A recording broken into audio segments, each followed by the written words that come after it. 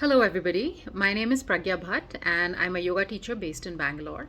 I've been practicing yoga for the last 15 to 17 years, and I've been teaching since 2012.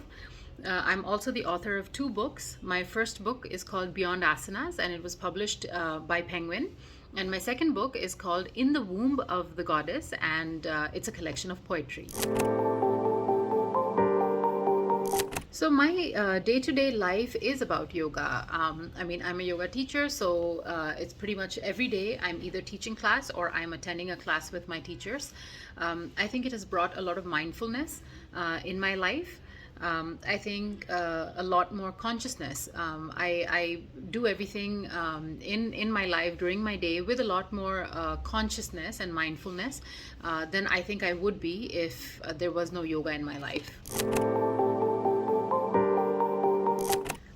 What inspired me to start yoga, the journey of yoga, is when I was a software engineer and I was working with Infosys and Accenture, and I had a very sedentary life. I was sitting a lot, and I had gained a lot of weight, and along with that, I had like a lot of back pain. I had insomnia, and like being overweight is something that can lead to so many other problems. Like blood pressure issues or diabetes and things like that. So what started or what inspired my journey was just to try to get fitter, and I went around trying many things, looking for something that would work. And ultimately I attended my first yoga class. I found yoga, I attended the first class, and before I knew it, it was 3 months, and I was seeing so many changes. I felt like I was living better and breathing better, and I felt better. So basically, that is what inspired me to get on the yoga journey. I think my wellness philosophy would be a combination of balance with consciousness and mindfulness. So yoga teaches us to be mindful and to be conscious of what we're thinking, what we're doing. And once you become more mindful and more conscious of your thoughts and your actions, it's a great way to assimilate balance in your life. And that's what pretty much the whole philosophy of yoga is about. You have the asana practice, which deals with your physical health, and then you have like pranayama, pratyahara, the meditation aspect, so that deals with your mental health. And both are important, for a healthy for health and well-being. And I think that's what yoga actually teaches us, and I think that would be my wellness philosophy.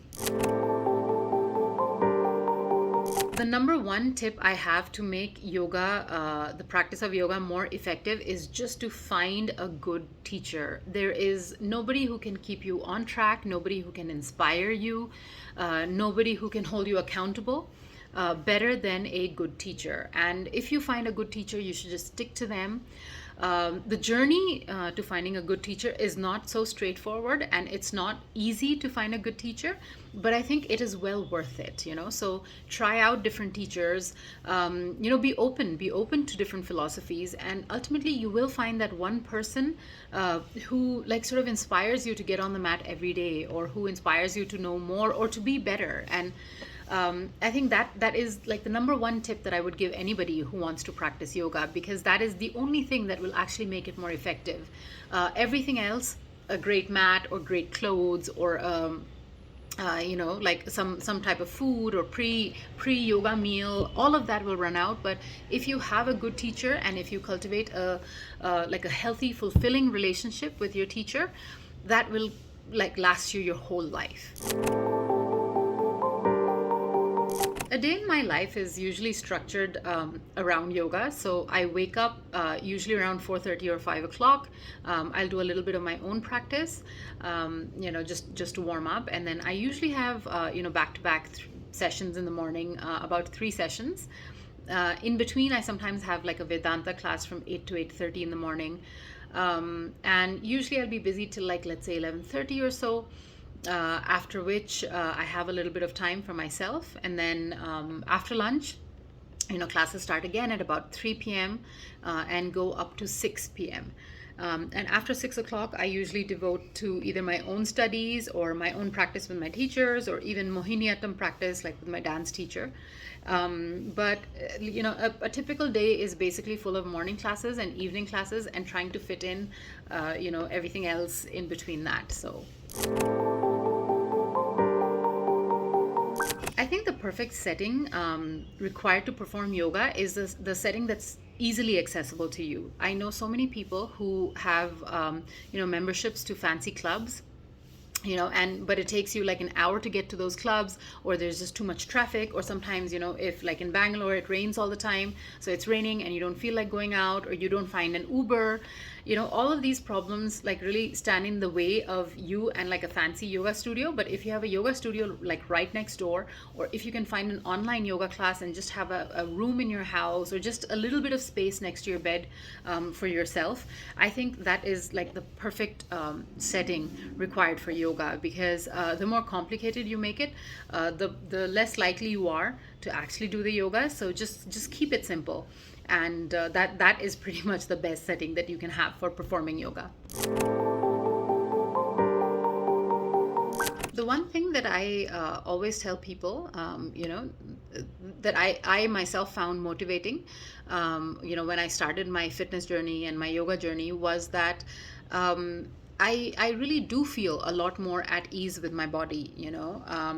It's really not about being a particular size or being a particular shape. It's really not about that. Once you jump on the yoga bandwagon, once you jump on the fitness bandwagon, you will be so surprised at what your body can do. You'll go for hikes, you'll go for runs, you'll go cycling, and that's where the real joy is.